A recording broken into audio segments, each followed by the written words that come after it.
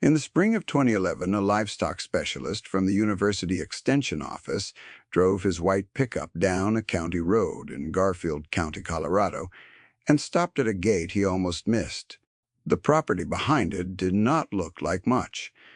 That An old farmstead tucked into a side canyon off the Roaring Fork watershed, 22 acres of river-bottom meadow sloping up into scrubby pinon and juniper, a weathered two-story house with a porch that listed slightly to the east, and in the near pasture maybe 40 animals that the specialist had been warned about. They were alpacas, compact and peculiar, with fiber coats in cream and fawn and a dusty chocolate brown that the morning light turned almost copper. The specialist, whose name was Dale Hauser, had a master's degree in ruminant nutrition from Colorado State and had spent 20 years telling ranchers in this county what was and was not economically viable. He stood at that gate for a long moment watching the herd, and then he went inside to tell Nora Castillo what he thought. What he told her would be repeated at the Garfield County Ag Day meeting the following February in front of 60 ranchers and extension personnel, with the specific phrase he used printed in the meeting notes, a volunteer typed up and left on folding tables near the coffee urn. What he said, with some care not to be cruel, was that a 22-acre river-bottom operation running 40 alpacas was not a livestock enterprise. It was a hobby with an identity crisis. 11 years later, in the autumn of 2022, a fiber buyer named Gwen Okoro flew in from a mill outside Portland, Oregon, pulled a rental car up that same gravel lane, and walked into Nora's barn with a clip scale and a set of micron testing equipment. What she found there caused her to set the equipment down on a feed tub and stand in the middle of the barn for almost a full minute without speaking. When she finally spoke, she quoted a price per raw ounce of clean fiber that Nora did not write down because Nora had been watching that number approach for 6 years, and she already knew what it was. The number was $34. $34 per clean ounce for the fiber off 12 of Nora's best animals, a clip that totaled just under 90 pounds of sorted, washed, ready-to-mill fleece. You can do that math, or you can let it sit. This is the story of the 11 years between Dale Hauser's visit and Gwen Okoro's, and of the old Wellhouse those alpacas found in the summer of 2015, and of what was inside it. Nora Castillo was 47 years old when Dale Hauser came to the gate. She was known in Garfield County for 2 things: being the quietest person at any meeting she attended, and reading the land under her feet the way other people read a newspaper. She had come to the property through her mother's family, the Arcuatus, who had run sheep on the stretch of the Roaring Fork drainage for 3 generations, before the economics of commodity wool made that impossible. When the last of the Arcuatus sheep went to auction in 1987, Nora had been 23 years old and working in Glenwood Springs at an insurance agency. She kept the property in the family simply by paying the taxes on it for the next 12 years, sending a check each January from a savings account she never talked about. She moved back in 1999 after her mother died, and she moved back alone. What she found when she returned was 22 acres that had not been grazed since 1987 and had spent 12 years doing something nobody had planned for. The river-bottom meadow had gone native. The grasses that had come back were not what the county extension bulletin would have recommended. They were not smooth brome or orchard grass or the high-yielding fescue varieties that the neighbors in the valley were seeding. What came back, slowly and without being asked, was a polyculture of native and naturalized species that the extension agents called a mess and that Nora called her inheritance. Blue grama, Sidiwat's grama. A volunteer stand of mountain rye along the ditch banks, western wheatgrass in the lower meadow, where the water table sat near the surface from May through July, and along the south-facing bench above the main pasture where the pinon gave way to open ground, a thick stand of what looked like nothing at all but was, in fact, high-protein browse that the Arculeta sheep had known for decades. She bought the alpacas in 2003, 12 to start. The decision was not impulsive.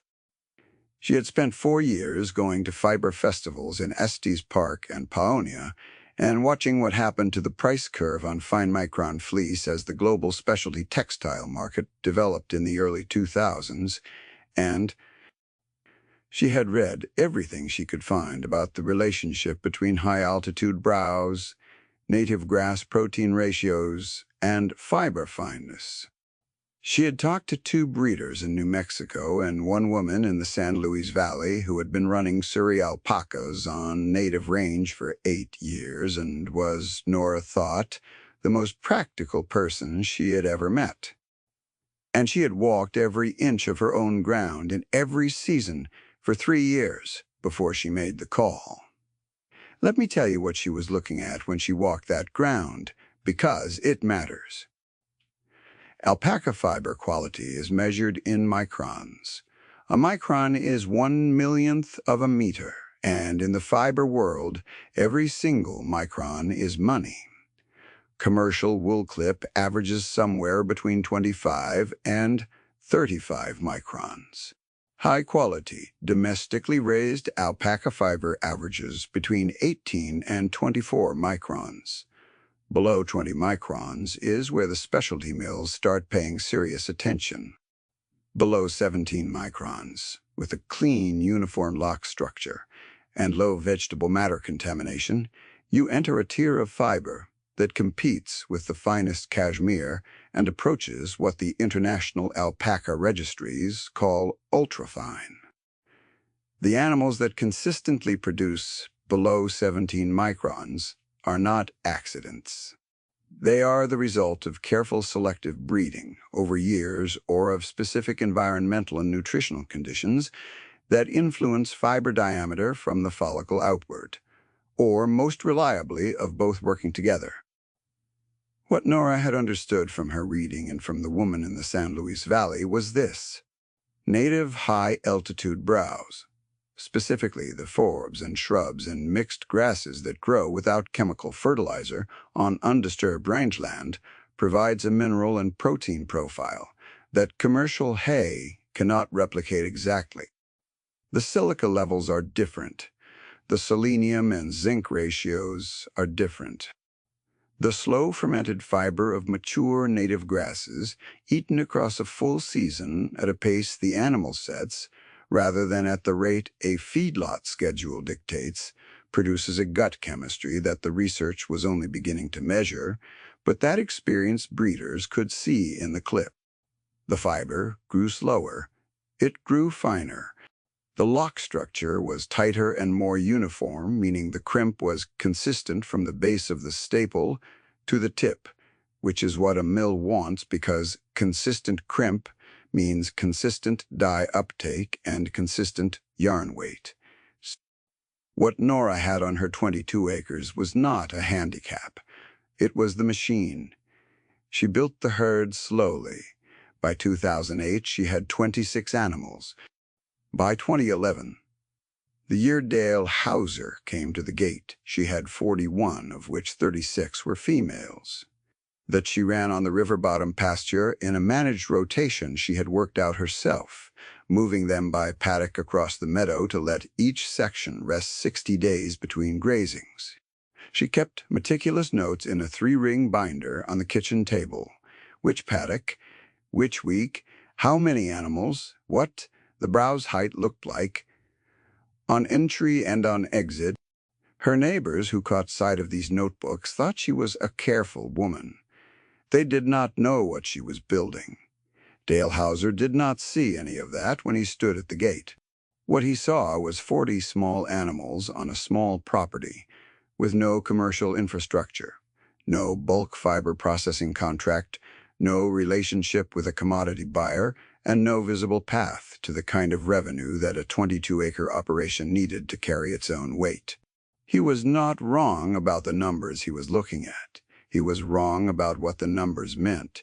He sat at Nora's kitchen table for an hour. He had a spreadsheet printed on 2 sheets of paper, and he walked her through it with the patience of someone who genuinely wanted to help. The commodity alpaca fiber market, he explained, was in a prolonged suppression. The price per pound for unprocessed clip had fallen from a high of roughly $12 in 2004 to somewhere between $4 and $6 by 2011, and the trend was not encouraging. To run a viable operation on 22 acres, even assuming Nora could get $5 per pound on her full clip, she would need a significantly larger herd than 40 animals, or she would need to move into a secondary enterprise, breeding, stocks, sales, or agritourism, or a processing side that she simply did not have the capital to build. "This is a hobby with an identity crisis," he said. He did not say it meanly. He said it the way a person says a thing they believe is true and useful to say. Nora looked at his spreadsheet for a moment. Then she said she was not selling into that market. Hauser paused. He asked what market she was selling into. "The one that doesn't exist yet," she said. He drove back down the gravel lane and wrote up his visit notes and told his supervisor at the extension office that the Castile operation was unlikely to be economically viable and that the operator had declined his recommendations. This assessment went into his file and was more or less forgotten until 2013, when his supervisor mentioned the visit at a coffee meeting, and Hauser repeated the hobby line, which got a quiet laugh. Nora did not hear about the laugh until 2 years after it happened. Meanwhile, down the valley in Silt, her neighbor Carl Dempsey was having a very different kind of conversation with a very different kind of lender. Carl was 54 in 2011 and had been running a commercial beef cow-calf operation on 340 acres for 26 years. He was a hard worker and a careful man, and he had watched the cattle market with the attention it deserved. In 2011, feeder cattle prices were rising, corn was cheap, and the lending environment was as favorable as it had been in a decade. Carl refinanced his operation that fall and used the proceeds to purchase a second cutting of irrigated hay ground in Garfield County, 48 acres of first-class dry land converted to flood irrigation, and he put in a new corral system and a hydraulic squeeze chute and a used silage chopper he found at an estate auction in Montrose for $22,000. His debt load went from $340,000 to $611,000. He told his wife, Lauren, that the operation would service the new debt comfortably at anything above 80 cents per pound on weaned calves, and that 80 cents looked like the floor. By December 2011, his banker was telling him the same thing. Carl and Nora were not close, but they knew each other the way people who share a county road and a water district know each other. He had been one of the 60 ranchers in the folding chairs at Garfield County Ag Day in February 2012, when Dale Hauser repeated the hobby line. He had been in the third row, and he had smiled, not meanly, just in the way of a man who understood that some people's sense of what was economically rational was not shared by everyone, and that this was probably fine for people who could afford it. What Carl could afford in 2012 was considerable. On paper, his new hay ground was producing. His cow numbers were up. He had put 312 head through the fall sale at $1.26 per pound on weaned calves, and the numbers had worked the way his banker said they would. He drove a 2009 pickup that still smelled new, and he had put a new aluminum stock trailer behind it. A 16-foot 3-horse with a dressing room he never used, bought at a dealer in Grand Junction for $18,400. The silage chopper from Montrose ran fine. His irrigated acres were producing 4 cuttings of grass hay a year, the last 2 of which he sold to a dairyman outside Carbondale at $185 a ton. From the outside, the Dempsey operation looked exactly like what a successful Garfield County rancher was supposed to look like. Nora's daughter, Renata, was 26 in 2012 and finishing a degree in agricultural economics at Colorado State, the same institution that had given Dale Hauser his master's in ruminant nutrition. Renata came back to Garfield County that summer for 6 weeks, and she came back with the spreadsheets in her head rather than in her hands, meaning the numbers were how she saw the world, and the world Nora was operating in looked, from the spreadsheet view, like an argument she could not win. She and Nora sat at the same kitchen table where Dale Hauser had laid out his pages, and Renata laid out her own version of the same logic. The specialty fiber market was real, she said, but it was thin and fragmented and brutally slow to develop customer relationships in. The capital required to build a direct-to-mill processing line, even a modest one, was beyond what 22 acres could generate in the interim. And the animals were beautiful, she said but they were not a business. Nora was quiet for a long time. Then she asked Renata what she thought a business was. Renata said it was something that made more money than it cost. Nora said, "Come walk the south bench with me tomorrow morning." They walked it before the heat came up. The south bench was the upper third of the property, maybe 4 acres of open ground above the main river bottom meadow, facing southeast, with the scrubby pinyon at its back and the draw that held the old Wellhouse at its northeastern corner. The Wellhouse had been built sometime in the 1922 by Nora's great-uncle, Ernesto Arculeta, when the main house, had gone sailing from an upstream diversion. It was a low stone structure, maybe 12 feet by 14, with a cedar shake roof that had been replaced in the 1962 and had held. It sat at the edge of the draw where a small spring still pushed cold water into a rock-lined channel that ran down to the lower pasture. The alpacas used the channel as a secondary water source in summer and had worn a smooth path to it along the south face of the bench. Nora walked Renata across the bench, naming the plants as they went, with the alpacas moving easily around them. She named the forbs, prairie clover and scarlet globe mallow, along the exposed slope, a stand of 4-wing saltbush, where the draw cut through the pinyon edge, big sagebrush at the upper margin.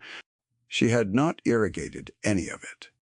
She had let the animals tell her which patches to rest and which to graze, and for how long, watching the way they chose, between the available forages the way an animal that has not been bred for a feedlot chooses.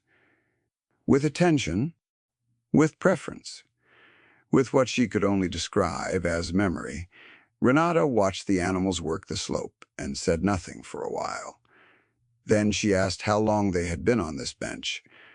Nora said the oldest ones had been born on it. The herd matriarch, a Suri female named Kaya, had been born there in 2005 and had never left the property. Her dam had been purchased from the San Luis Valley breeder and had spent her first year on this specific ground. Kaya's second-year clip, taken in 2007, had tested at 16.4 microns. Her third-year clip had come in at 15.8. She was now 7 years old, and her last clip had been 15.1. Renata understood enough about fiber science to know what that number meant, even if she did not yet understand what it was worth. If you have spent time wondering what separates a good fleece from a genuinely rare one, let me tell you what the South Bench was doing that Dale Hauser's spreadsheet could not see. 4-wing saltbush is a shrub that tolerates alkaline soils and grows in the kind of disturbed and semi-arid ground that the South Bench represented. What makes it notable in a foraging context is its mineral profile. It is high in calcium and moderate in phosphorus, and it carries trace elements, particularly copper and zinc, at levels that exceed most cultivated forages in the region. Copper is implicated in the diameter of individual wool and fiber follicles. The relationship is not simple, but it is real. Animals with adequate copper in the diet over an extended period show measurable differences in follicle geometry that translate at the micron scale to finer and more uniform fiber production. This is not folk wisdom. It is in the peer-reviewed animal science literature, though the applications are most often discussed in the context of sheep, and there is less published work on alpacas specifically. What Nora had done, not by design initially, but by the logic of her inherited ground, was create a trace mineral supplement program that required no supplementation at all.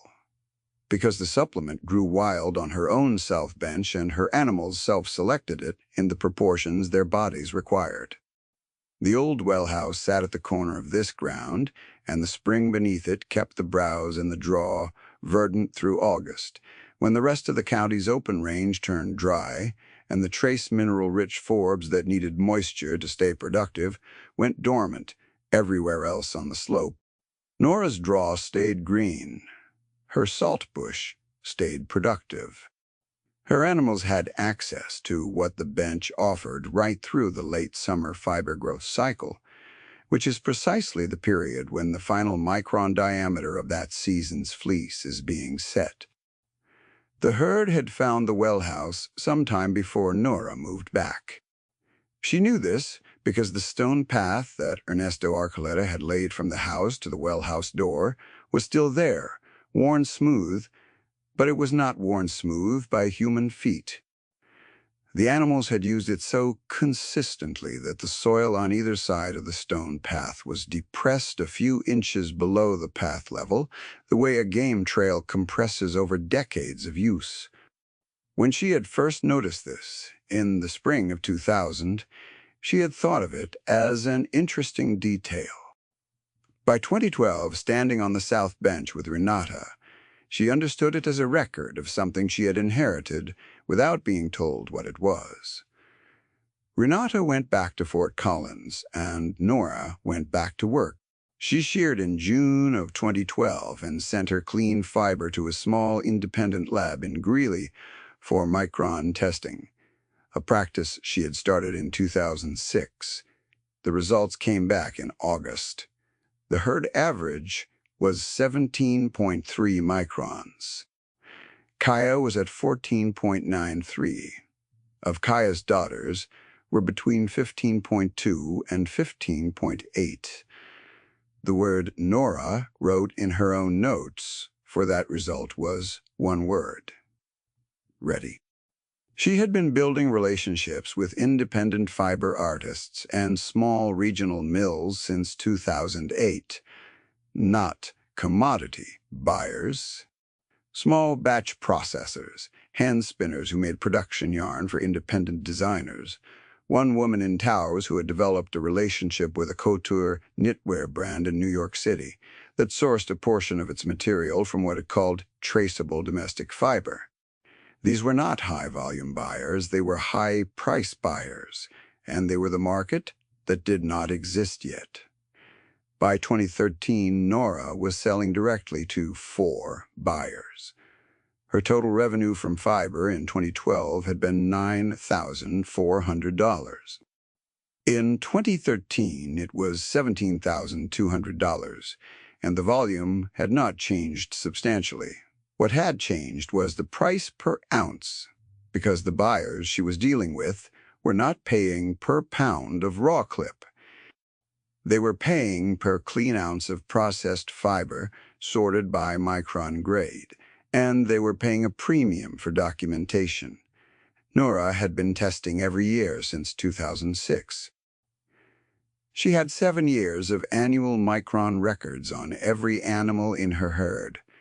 That documentation was something no commodity buyer had ever required, and no competitor had thought to accumulate. She did not tell anyone in the county about this. She was not secretive by nature. She simply had nothing to say that the county would have found relevant. Dale Hauser repeated the hobby line at the county extension spring meeting in 2014, not about Nora specifically, but in the context of a general discussion about what he called identity crisis livestock operations. Nora heard about it from a woman named Petra Solano, who ran a small goat dairy outside Carbondale and had been at the meeting. Petra called Nora that evening, somewhat apologetically. Nora said Dale Hauser was not wrong about what he was looking at. Then the summer of 2015 arrived, and with it a heat pattern that the National Weather Service called exceptional, and that the people who actually lived through it called something shorter. Western Colorado baked from June through September in 2015. The Roaring Fork watershed recorded its driest June to August period since instrumental records began in 1911. The pasture grasses in the valley went dormant in July, weeks earlier than normal, and did not recover until October. Ranchers across the county were making decisions they had hoped never to make, selling off bred cows, drawing down hay reserves that were supposed to carry them through winter, and watching the marginal quality of their remaining hay deteriorate as cutting dates were forced earlier and earlier by the conditions. Carl Dempsey sold 43 cows that August. Not all of them were bred cows. Some were the better young females he had planned to keep for replacements. He needed the cash flow because the debt service on the expanded operation required a consistent revenue stream, and the drought had broken the feed. Math he sold at a bad time, which ranchers know but cannot always avoid. The same drought that forced him to sell forced every other rancher in a 4-county area to sell at roughly the same time, and the market at the sale barn in Rifle reflected the surplus. He averaged $1.02 per pound on weaned calves that fall and netted out below his projected break-even for the second year in a row. His banker in Glenwood Springs told him in October 2015 that the notes were still serviceable, but that the margin was thin and they would need to revisit the terms at renewal in March. Carl was a good man in a bad position, and Nora understood the difference between those two things. On her property that summer of 2015 was different. In one respect, that mattered. The spring under the old Wellhouse ran cold all summer. Springs of that type, fed by deep aquifer water rather than surface runoff, are insulated from short-term precipitation deficits. They do not respond to a single dry summer the way a creek does. The flow in Nora's draw stayed consistent through July and through August, and the saltbush and the scarlet globe mallow and the big sagebrush on the south bench stayed verdant because of it. Her animals had water. Her browse had water. The fine fiber forage cycle on the south bench ran uninterrupted through the critical late summer growth period. When she sheared in June of 2016, the lab results came back in August. The herd average was 16.8 microns. Kea was at 14.2, the lowest she had ever tested. 3 of Kea's daughters were between 14.7 and 15.1. She had not engineered this. She had not dug the spring, had not built the Wellhouse, had not planned the saltbush or the draw. Her great-uncle, Ernesto, had put stone on stone in that canyon in the 1,920 seconds because he needed a place to pump water to the house, and the animals had worn a path to it before Nora was born. And the native ground that Ernesto's sheep and then 12 years of ungrazed succession had built was doing in a drought year exactly what it had been doing in ordinary years. quietly and without being asked.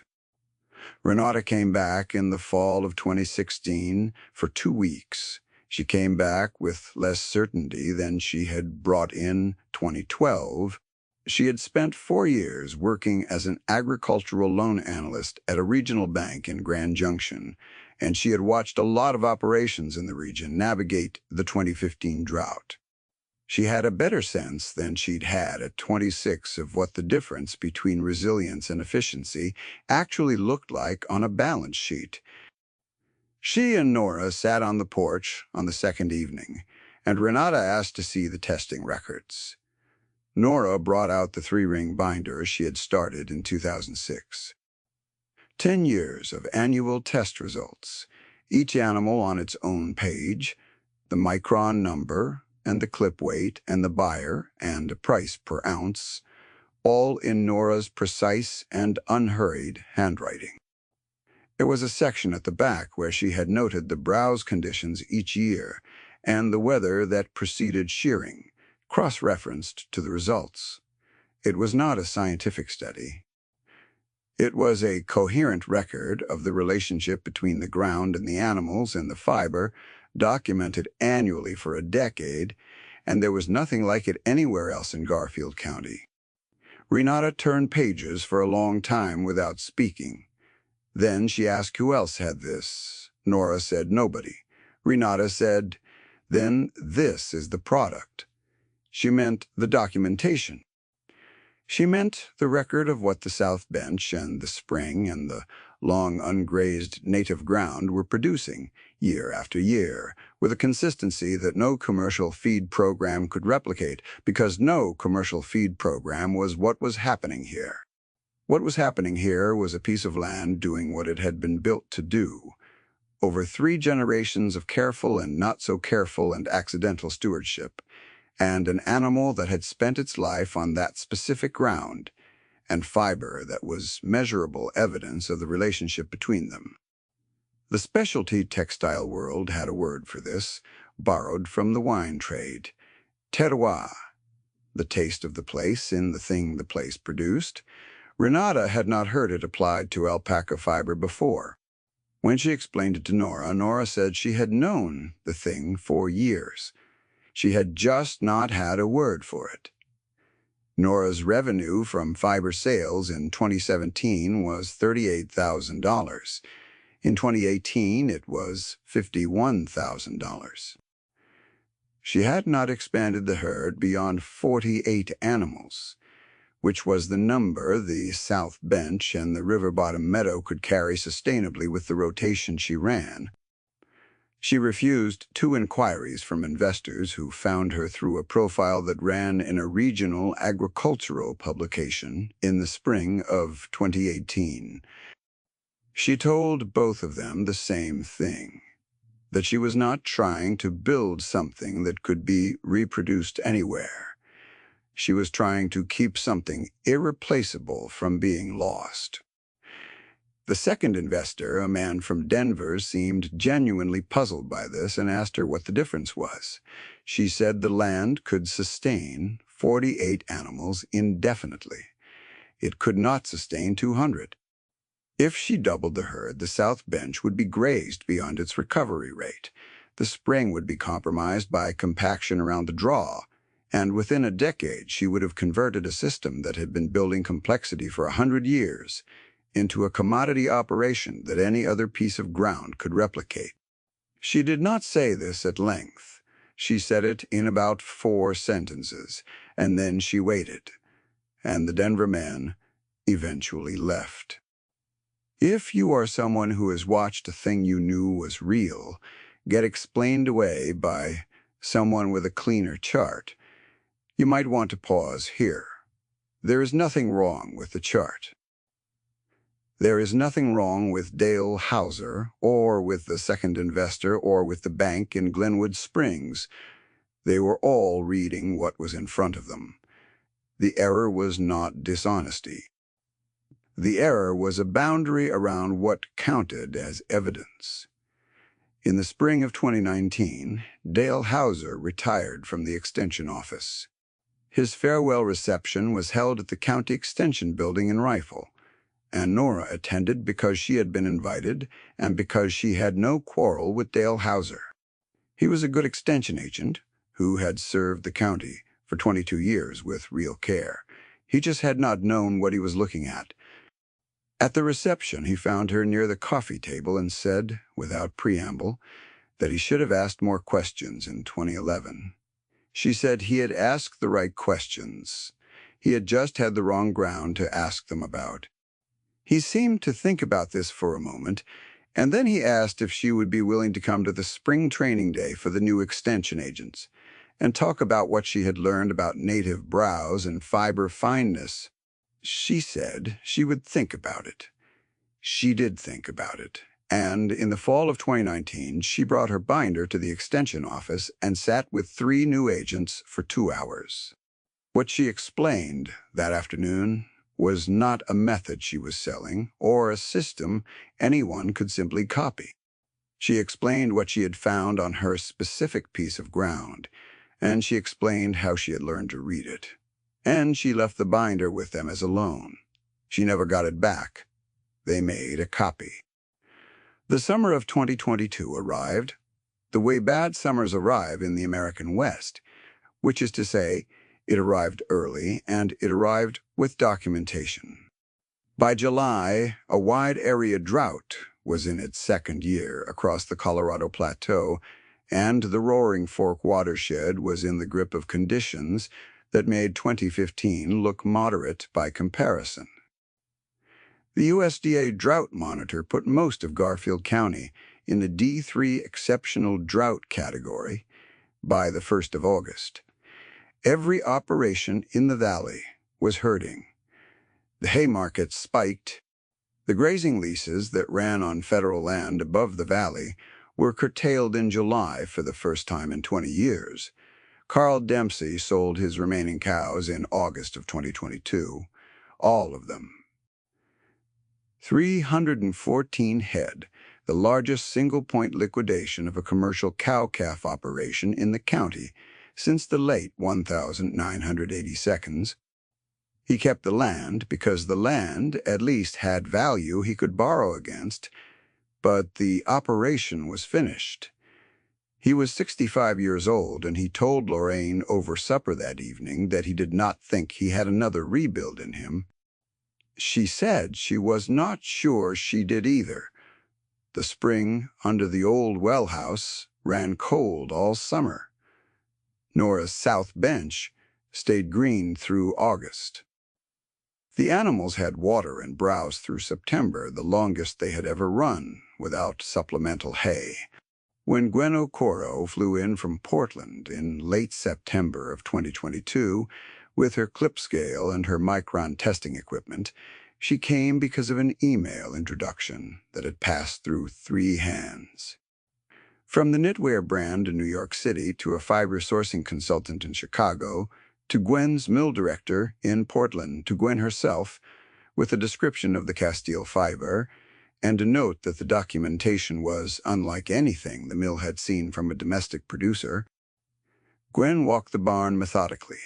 She pulled fiber samples from a dozen sorted bins Nora had labeled by animal and year. She ran them through the micron tester. She recorded the numbers on a yellow legal pad. Then she set the equipment on the feed tub and stood in the middle of the barn and looked at what Nora had built. Nora stood quietly near the door with Kaya at her knee. Kaya was 17 years old now, and her fleece, taken the previous June, had come in at 13.8 microns, the finest she had ever produced. She had not been given any supplements. He had simply been on the same bench, eating what the bench grew for every year of her life, and the bench had kept doing what the bench had always done. Gwen set down her legal pad. She was quiet for a long time. Outside the barn, Nora could hear the herd moving in the near pasture, the soft percussion of feet on dry ground, the occasional low hum that Surrey alpacas make when they are content. Inside the barn there was no sound except the faint drip of the water line into the trough at the far end. Gwen looked at the legal pad. She looked at the bins. She looked at Kea, who had followed Nora inside, and stood now at the edge of the work area with the alert, calm posture of an animal that had been observed and handled all her life and had never found any reason to be alarmed by it. Then Gwen quoted, $34 per clean ounce for 12 of Nora's best animals, representing approximately 87 clean pounds of sorted, ready-to-mill fiber. Gwen also said she would want to talk about a recurring contract for the following 3 years, contingent on the micron profiles remaining consistent, which the 10-year record in the binder suggested they would. Nora said she would be willing to discuss it. Gwen asked before she left whether she could walk the south bench and the draw. Nora took her up in the late afternoon, when the light was long and amber over the bench, and the animals were moving slowly along the path to the Wellhouse, unhurried, the way they always moved on ground they knew. Gwen watched the herd work the saltbush at the edge of the draw, and then she looked at the old stone wellhouse and the spring channel, and then she looked at Nora. "How long has this been here?" she asked. Nora said the spring had been there long before either of them. The wellhouse Ernesto Archuleta, built in the 1922, still stands at the corner of the south bench. The cedar shake roof was repaired in 2021 by Renata, who drove up from Grand Junction with tools and shingles and spent a weekend on it, while Nora fed the animals below. The stone Ernesto cut and mortared a century ago holds as well as it ever did. The spring runs cold beneath it, regardless of what the sky decides to do. Renata manages the fiber program now, alongside her other work. She built a simple and exact spreadsheet that tracks each animal's annual micron data and cross-references it to the browse conditions and the weather, the way Nora's handwritten binder had done for 20 years before her. The binder still sits on the kitchen table. Renata's spreadsheet did not replace it. It grew out of it. 3 families in the county have asked Nora about native browse protocols in the past 2 years. 2 of them are running small fiber herds on properties they thought were too marginal to be productive. She has walked their ground with them the same way. She walked the south bench with Renata in 2012, naming the plants and watching the animals, and explaining not a system, but a way of reading. She does not charge for this. She does not know how she would price it. You cannot invoice someone for a way of seeing. Dale Hauser, who had his own small garden now in a subdivision outside Glenwood Springs, sent Nora a note when the profile of her operation ran in the regional publication in the spring of 2023. The note said he had read the article twice. It said he thought he owed her a better visit in 2011, and he was sorry it had taken him this long to say so. It said he hoped the animals were well. Nora wrote back. She told him the animals were well. She told him about the spring. She thanked him for the note, and she meant it. There is a kind of knowledge that travels in spreadsheets and in certifications and in the tidy columns of a cost-per-unit analysis, and it is genuinely useful knowledge. It can tell you what the market is doing and what the debt service requires and what the break-even price is on weaned calves in a county that has seen 3 dry summers in the past decade. That knowledge is not wrong. It is just measuring what it knows how to measure. And what it knows how to measure is not everything there is. There is another kind of knowledge that travels in stone paths worn smooth before anyone living thought to ask who wore them, and in a decade of test results, handwritten in a binder that nobody asked for, and in the way a particular animal holds its head when it reaches for a particular shrub on a slope it has known since it was born. That knowledge does not certify easily. It does not appear in a market report. It does not produce an attractive column in a spreadsheet until long after the fact, And then the column is very attractive indeed. What the south bench taught was what it had always been teaching. The spring ran because the aquifer was deep and the stone was old, and the ground above it had not been paved or drained or compacted beyond what it could bear. The fiber was fine because the animals ate what the bench offered, and the bench offered what it always had. Year after year, in drought and in ordinary weather alike, the system held because nothing in it had been pushed past what it could sustain. What endures is not always what the county agent's spreadsheet predicts. Sometimes what endures is a spring under a stone building 100 years old, and an animal that found its way there long before anyone thought to write the value down.